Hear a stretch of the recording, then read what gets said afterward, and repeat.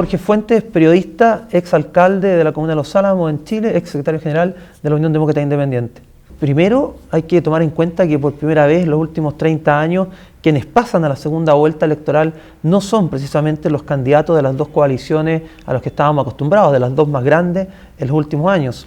Pasó a segunda vuelta José Antonio Kast, que era un candidato fuera de la coalición de gobierno, y pasó también a segunda vuelta Gabriel Boric, que no era el candidato precisamente de la concertación, que ha gobernado en nuestro país también en los últimos años.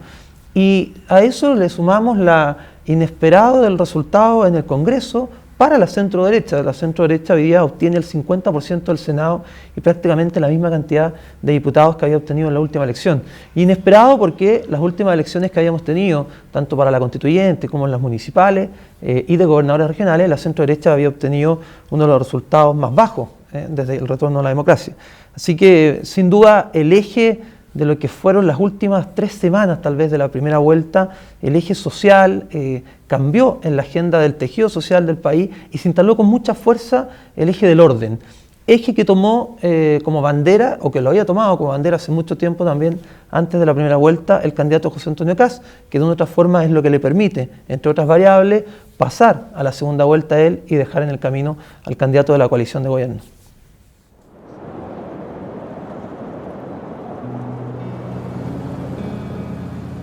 Estamos en la comuna de La Pintana. Hoy día nos reunimos con víctimas graves de la delincuencia que se ha desatado en los últimos años. Conocimos sus experiencias, conocimos sus dolores, nos contaron de sus seres queridos fallecidos por balas que jamás debieran haberle llegado. Por un lado, las elecciones no fueron sorpresivas en el sentido que las encuestas habían mostrado que había una cierta polarización y por lo tanto los dos candidatos, tanto el de izquierda como el de la derecha, más probable iban a ser quienes encabezaran el proceso electoral. Sin embargo, es evidente que la gran sorpresa del día fue la votación obtenida por un candidato ausente, que es el señor Parisi, quien está retenido en los Estados Unidos por distintas razones y no puede entrar a Chile porque tiene una serie de querellas en su contra. Lo primero que hay que decir es que efectivamente eso muestra un vacío en la ley chilena, pero más importante que eso quizás es el hecho que cerca de 13% de los chilenos hayan considerado que él era su candidato preferido. Eso genera un cuadro difícil de predicción para el segundo turno de las elecciones, debido esencialmente a que los votantes de Parisi, que ya no es primera vez que es candidato, es segunda vez que es candidato, la primera ocasión no participaron en el segundo turno, por lo tanto hubo una ausencia de ese voto. ¿Qué va a suceder ahora? No se sabe. Lo que sí ya se sabe es que la Democracia Cristiana, que tenía su candidata Jasna Proboste, ha decidido apoyar al candidato de la izquierda, a Gabriel Boric. Así también lo va a hacer el Partido Radical y lo va a hacer el Partido por la Democracia, que también, y el Partido Socialista, naturalmente, que ya anunció un apoyo incondicional a Gabriel Boric. De la misma manera, los partidos de la derecha, los partidos tradicionales, han decidido apoyar al candidato José Antonio Kast, que es bastante más radical desde el punto de vista de derecha de lo que era el candidato que ellos habían postulado. Es digno de subrayarse el hecho que mientras la derecha promovió un candidato de centro-derecha con la idea de que era necesario para gobernar Chile tener el centro, hoy día, ante la popularidad súbita del señor Kast, que no puede sino reflejar a la extrema derecha, han decidido apoyarle a él. Por lo tanto, la predicción de cómo viene la segunda vuelta es muy difícil de hacer aún. Sueño que mi pueblo vuelva a despertar seguro y sentir la libertad. Libre, libre, libre, voy a ser. No le tengo miedo a las bengalas del poder. Mi espíritu está fuerte, mi familia frente en alto. Mi patria me ilumina, la libertad es mi canto. Soy Rocío Montes, periodista política chilena. Escribo sobre Chile para el diario El País, análisis políticos para el diario Financiero de Chile y conduzco el podcast El Café Diario, una alianza de Spotify con La Tercera.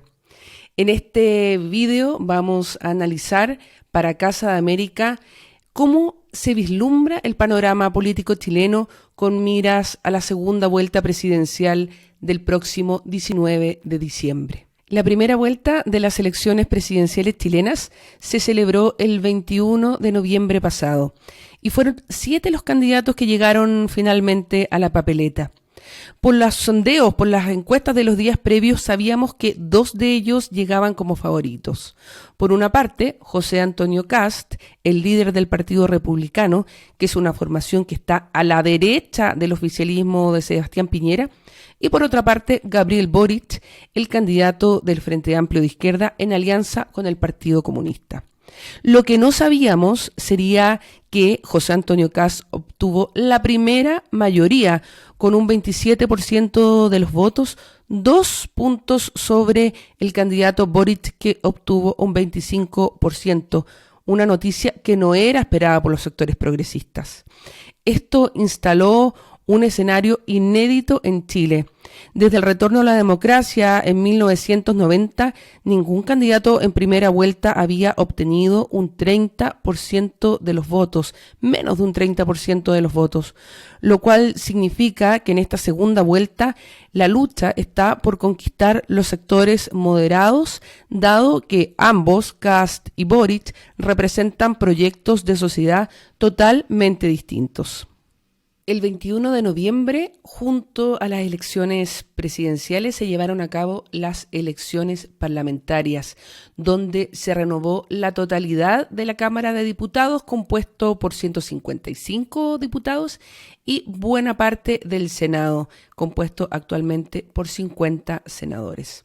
Se produjeron algunas situaciones insólitas. Por ejemplo, entre los diputados se observa un nivel de fragmentación que hace difícilmente operativa cualquier ventaja, aunque la izquierda y la centroizquierda tienen una relativa mayoría, porque entraron nuevos grupos de parlamentarios.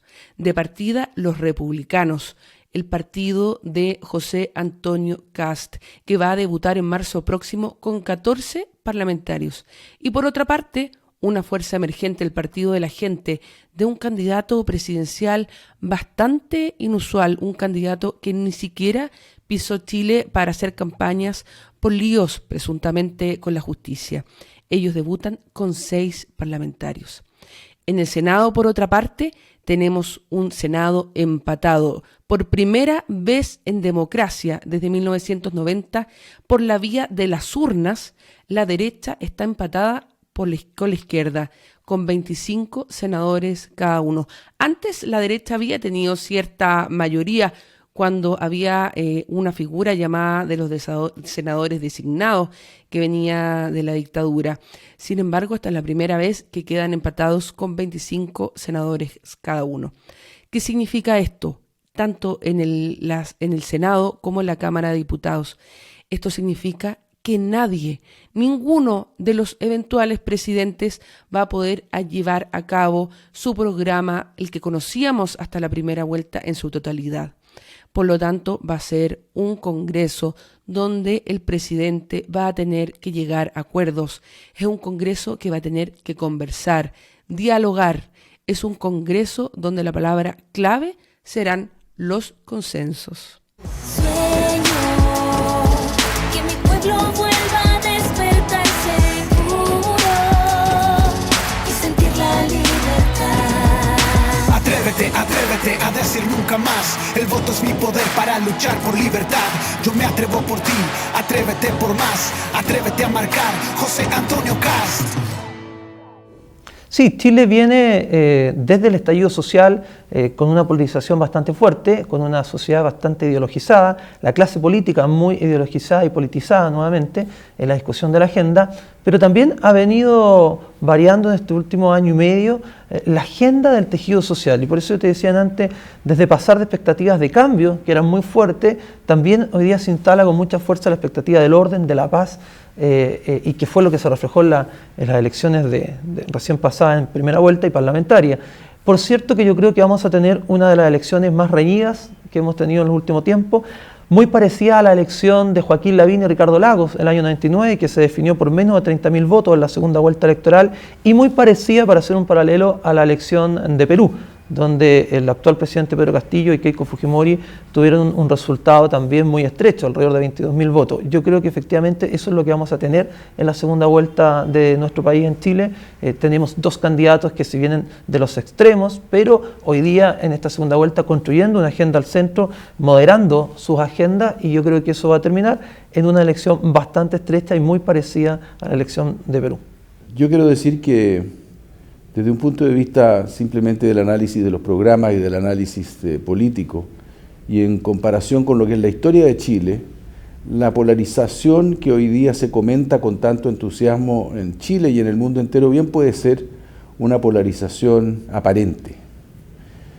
El programa de Gabriel Boric es un programa de centro-izquierda, si ustedes quieren, desordenado, que busca hacer de Chile una sociedad de bienestar, mucho más cercano desde el punto de vista de sus aspiraciones a lo que es el norte de Europa que a cualquiera de las sociedades que se llaman populistas de izquierda en América Latina. Por lo tanto, las demandas que hace Boric y el tipo de derechos que afirma no constituyen en ningún caso un punto de vista extremo. Lo que sí es extremo es el planteamiento del candidato Kast, por cuanto el candidato Kast lo que hace es retraer el país a una situación previa, vale decir, los miembros de su equipo parlamentario, por ejemplo, cuestionan la posibilidad de cambiar el voto femenino, por cierto, niegan el aborto, se plantean la posibilidad de que la ayuda estatal vaya solo dirigida a los matrimonios formales entre hombre y mujer, cuestionan una serie de derechos que los chilenos y las chilenas obtuvieron en el pasado. En realidad, si uno mira el pasado y uno dice el famoso conflicto entre la Unidad Popular y el gobierno militar o el régimen militar, Kast es mucho más cercano al régimen militar que lo que Boric es a lo que fue Allende, que sí fue mucho más radical desde el punto de vista de las transformaciones que planteó. Por lo tanto, me pregunto si efectivamente hay aquí una verdadera polarización. Creo que por eso el centro no le está haciendo difícil apoyar a Boric, y ayer el presidente Ricardo Lagos, la presidenta de la Democracia Cristiana Carmen Frey, una figura muy respetada en Chile, y otras figuras de centro o de centro izquierda han concurrido sin condiciones a apoyar a Gabriel Boric. El continente americano, Sudamérica, es un continente diverso, lo sabemos, cada país tiene sus peculiaridades, pero puede haber ciertos paralelismos con la polarización que estamos viendo en otros países como Ecuador y Perú, por ejemplo. Quizás lo más destacable es lo siguiente: los presidentes están llegando al poder, logran conseguir la mayoría, lo que establece la ley de cada uno de los países. En el caso chileno es el 50% más uno de los votos. Sin embargo, luego, al llegar a los palacios de gobierno, tienen serios problemas para gobernar. ¿Por qué? Porque la oposición en un ambiente polarizado queda muy fuerte. Es decir, eso es lo que vamos a ver en Chile en los próximos tiempo, en los próximos 4 años, 2022-2026, que es el periodo presidencial. Un gobierno que va a tener al frente, ya sea gane Boric o gane Kast, a un adversario muy potente, por lo cual el consenso, los diálogos van a ser fundamentales para poder avanzar. Bueno, hoy día tenemos al candidato de izquierda, Gabriel Boric, que ha logrado el apoyo completo de los partidos y la coalición de la concertación, de la nueva mayoría, y que históricamente han estado ligados a la centroizquierda en Chile, y lo propio ha hecho el candidato José Antonio Kast, obteniendo el apoyo de todos los partidos de Chile Vamos y de la centro-derecha. Es difícil hacer una proyección desde el punto de vista de votación. Sin embargo, uno tiene que mirar la historia, y es verdad que durante la historia reciente, y estoy contando desde el periodo del plebiscito del año 88, en el que recuerdo Pinochet obtuvo 43% de la votación, siguiendo en elecciones siguientes como por ejemplo la que opuso a Joaquín Lavín contra Ricardo Lagos, en que Joaquín Lavín llegó a tener 48% de la votación y perdió contra Lagos, que sacó 52%, la derecha en Chile siempre ha tenido una votación superior al 40%. Si uno luego suma los votos de Piñera y Lavín cuando compitieron juntos en contra de Bachelet, también entre ellos sumaban un número muy alto, 47% o algo así, si no me equivoco. Por lo tanto, no es sorpresivo el que Kast llegue casi hasta ganar y que finalmente se imponga una mayoría de 51, 52, 53. Vale decir, la elección va a ser muy apretada. Sin embargo, efectivamente el país se siente enfrentando una situación muy definitoria. Volver a lo que fue el concepto de sociedad que tenía Pinochet, no solo Pinochet, sino que tenía Jaime Guzmán, que tenía Sergio de Castro, el jefe de los Chicago Boys, que se rebaja impuestos en vez de aumentar los impuestos, en que bajan los servicios sociales en vez de aumentar los servicios sociales, en que la protesta social es vista como un acto de rebeldía y no como un acto de reclamo de derechos. Ese fenómeno efectivamente constituye una amenaza sobre la sociedad chilena, a la cual la sociedad chilena va a reaccionar. 4 semanas justas son las que tienen los candidatos a la presidencia, Gabriel Boric y José Antonio Kast, para poder conquistar a todos los electores que no les dieron su preferencia en la primera vuelta del 21 de noviembre. Y es una alta cantidad de electores. Nunca antes había habido tanta gente en disputa. Por lo tanto, tanto Kast como Boric han tenido que moderar sus programas de una forma muy impresionante para poder conquistar a estos electores, a este mundo moderado. ¿Qué dicen las encuestas? Las encuestas hasta ahora, las que se han permitido, puesto que 2 semanas antes de la elección no se pueden publicar encuestas electorales de acuerdo a la ley chilena, lo que hemos sabido es que Boric tiene una tendencia a la ventaja. Es decir, que de acuerdo a los sondeos, es Boric el favorito para ganar la presidencia y asumir el 11 de marzo de 2022 en La Moneda a sus 36 años recién cumplidos. ¿Cómo se han distribuido las fuerzas en este tiempo? A ver, por una parte, el que obtuvo el tercer lugar en la primera vuelta presidencial fue Franco Parisi. El candidato, cierto, que obtuvo casi 900.000 votos sin haber siquiera pisado Chile porque reside en Estados Unidos. Y no es claro cómo se está comportando ese electorado. Es un electorado muy especial de partida. Ha votado por un candidato al que solo ha visto mediante plataformas digitales porque ni siquiera vino a votar al país en la primera vuelta.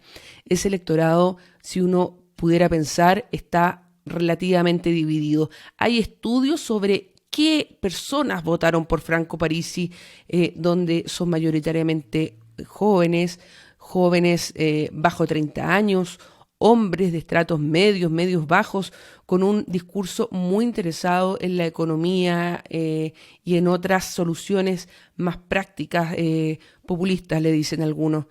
Pero no es claro cómo se va a comportar ese electorado. Tanto es así que Franco Parisi tiene un programa propio en YouTube donde invitó a los que pasaron a segunda vuelta, tanto a Kast como a Boric. Kast estuvo hace unos días y Boric, al momento de la grabación de este vídeo, todavía no se sabía si iba a asistir, aunque él mismo dijo que estaría en este espacio de Franco Parisi. Luego, en cuarto lugar, lo obtuvo Sebastián Sichel, que era el candidato del gobierno, por decirlo de alguna forma, de la alianza de partidos del gobierno. Ese candidato obtuvo menos del 12,8% de Parisi, muy por debajo, pero quedó en cuarto lugar.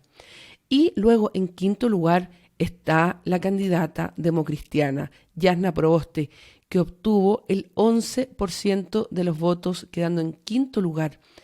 Es muy impresionante el porcentaje de votación de Jasna Proboste, senadora democristiana, puesto que ella representaba a lo que alguna vez fue la concertación de centroizquierda que gobernó este país entre 1990 y 2010, con las presidencias de Patricio Aylwin, Eduardo Frei, Ricardo Lagos y Michelle Bachelet. Es decir, que lo que podemos observar es que ese mundo, los mundos moderados, tanto de la derecha como de la izquierda, quedaron en un papel muchísimo menos protagónico, más aún secundario. Por lo tanto, ¿qué ha pasado? El electorado de Sichel, no lo sabemos cómo se va a comportar, pero al menos los partidos oficialistas del gobierno de Sebastián Piñera se han sumado al candidato republicano en una forma bastante rápida y pragmática. Incluso la derecha liberal, representado por partidos como Evópoli. Por otro lado, tenemos que la centroizquierda, la gente que votó, ¿cierto?, por Jasna Proboste, también se sumó a la candidatura de Gabriel Boric. La gran incógnita entonces es qué va a pasar con el electorado de Parisi, aquel candidato que obtuvo el tercer lugar, 12,8% de la votación y casi 900.000 votos, en un país que, hay que recordar, tiene altas tasas de abstencionismo. Menos de un 50% votó en la primera vuelta, lo cual significa que en este sistema de voto voluntario la participación va a ser clave para definir el resultado del próximo 19 de diciembre. Lo que va a ser acá definitorio, entre comillas, una variable importante, es qué va a pasar con los votos de Franco Parisi, el candidato independiente en primera vuelta que logró de una u otra forma una gran votación, más allá de 900.000 votos, saliendo primero incluso en algunas zonas del país, y que es un candidato que va con un partido nuevo por primera vez a enfrentar estas elecciones y logra este fenómeno electoral. Lo que pase con los electores de Franco Parisi va a ser de una u otra forma determinante tal vez en el resultado, pero también quien cometa menos errores. Cuando tenemos una campaña así de estrecha como la que se está visualizando en Chile en esta segunda vuelta, es clave para ganar el candidato que cometa menos errores. Y en eso también es lo que vamos a ver en estas últimas 3 semanas, por eso que esta es una elección que semana a semana van cambiando los resultados de la encuesta. Cada detalle va a marcar la diferencia. ¿Por qué? Porque lo decíamos al principio, va a ser una de las elecciones más estrechas y más reñidas que hemos tenido en los últimos años en nuestro país. Hay un problema que sigue existiendo y que naturalmente afecta enormemente a la sociedad chilena, y que es el hecho de que la participación electoral no pasa de el 48%, 47%. En esta ocasión han votado cerca del 46% de la población. Cuando uno compara con Argentina, por ejemplo, que tuvo elecciones hace una semana o 10 días atrás y tuvo 71% de participación, cuando uno se da cuenta que para el plebiscito del apruebo o rechazo de la nueva Constitución participó 51% de la población y los chilenos consideramos todos que habíamos tenido un gran éxito de participación, uno se da cuenta de cuán escasa es la participación política de los chilenos en las elecciones y cuán delicado es eso para el sistema político. En esta elección es evidente que los candidatos van a tratar de sacar de sus casas a aquellos sectores que no participan. Pero eso genera un cuadro, o eso expresa un cuadro de malestar e indiferencia que puede explicar también algo parecido a lo de Parisi. Parisi, con su 13%, lo que está diciendo es: no queremos los políticos, no queremos la política, no entendemos la política. Y esa parte muestra una sociedad que, así como es de desarrollada y tiene niveles de civilización y de participación mayor en otras áreas, en esta área todavía sigue siendo muy particularmente subdesarrollada. Con respecto al fenómeno de Franco Parisi, claramente hoy en día en Chile hay más preguntas que respuestas. ¿Cómo entender a un electorado que le dio el voto a una persona como Parisi que tiene una deuda de pensión de alimento pendiente que fue decretada por la justicia en un juicio de su ex esposa y relativa a sus propios hijos? Al mismo tiempo que no se haya hecho presente físicamente en el país y que sin embargo tenga una inteligente fórmula de conectarse con electores, sobre todo de las regiones del norte, donde él ha podido tener contacto a través de plataformas digitales y también darle unas respuestas a sus preocupaciones, por ejemplo, en el tema económico, en el tema de la inmigración. Él tiene un fuerte discursos antipolíticos, es lo que lo caracteriza. Por lo tanto, no hay determinadas respuestas respecto del comportamiento de su electorado. Lo que sí es que los analistas, los expertos y los propios políticos están muy atentos al fenómeno, puesto que algo ocurre que una persona con estas características esté convocando con un discurso bastante inusual a determinadas personas que se levantan y van a votar por él. En ese sentido, reitero, hay más preguntas que respuestas con respecto al fenómeno de Franco Parisi. Yo creo que se encuentra enfrentado a distintos retos. Primero, al fortalecimiento y la conducción de la democracia y el Estado de Derecho. En Chile vivimos un estallido social con demandas que pueden haber sido muy legítimas, pero con una violencia también muy fuerte y que nada lo justifica. Y el nuevo presidente tiene que devolver el orden, la paz, la tranquilidad, la seguridad, y eso en un marco de Estado de Derecho y, por cierto, de respeto a los derechos humanos y al fortalecimiento de la democracia. Pero también tiene hoy día el reto de la constituyente, que es lo que se está redactando paralelo a quien gane el gobierno, el Ejecutivo.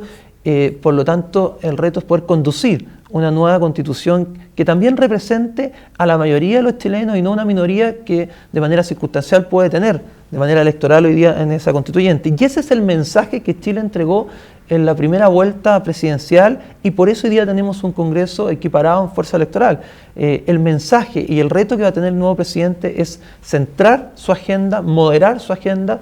Chile ha dicho no queremos cambios radicales, si uno interpreta el resultado electoral del Parlamento, y va a tener el reto que va a tener que lidiar con un Parlamento donde no tiene mayoría ninguno de los dos, pero además el reto de lidiar y poder dar las garantías para conducir una asamblea constituyente, una nueva constitución que, insisto, fortalezca la democracia, porque no nos olvidemos también que esta nueva constitución tiene un plebiscito de salida.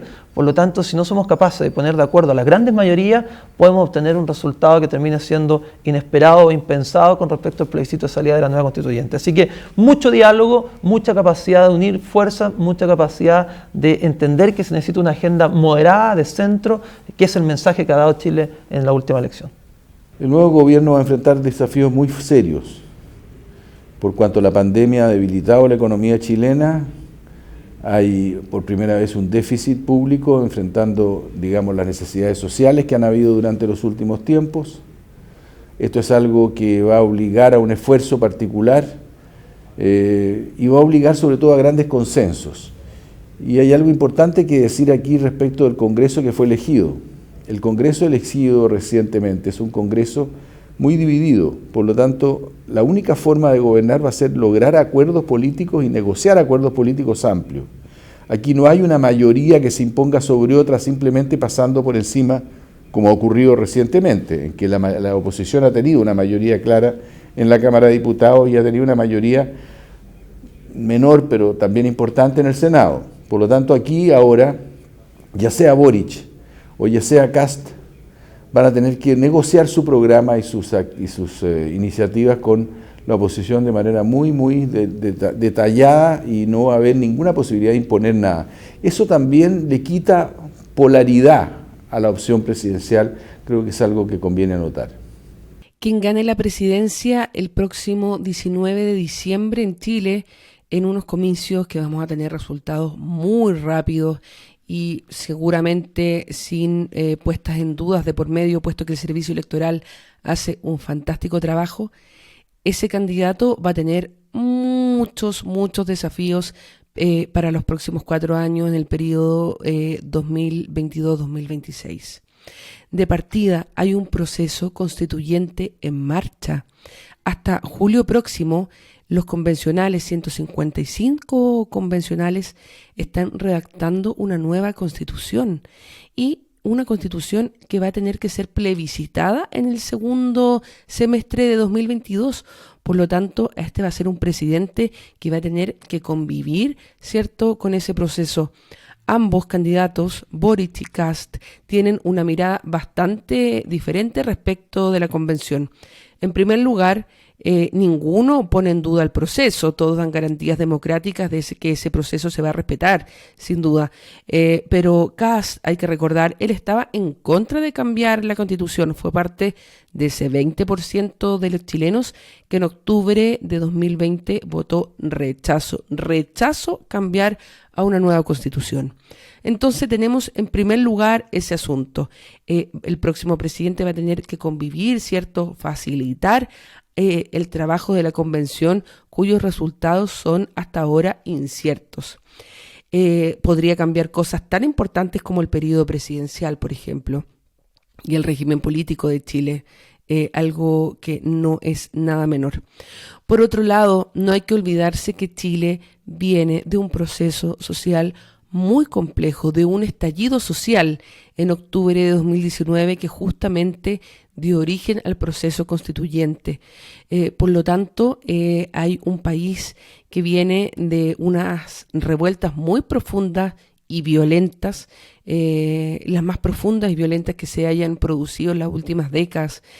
Por lo tanto, es un presidente que, sea cual sea, va a tener a una ciudadanía que está incómoda. Y algo muy importante, no sabemos todavía, aunque han pasado más de 2 años, cuál es la interpretación exacta de aquello que provocó las revueltas.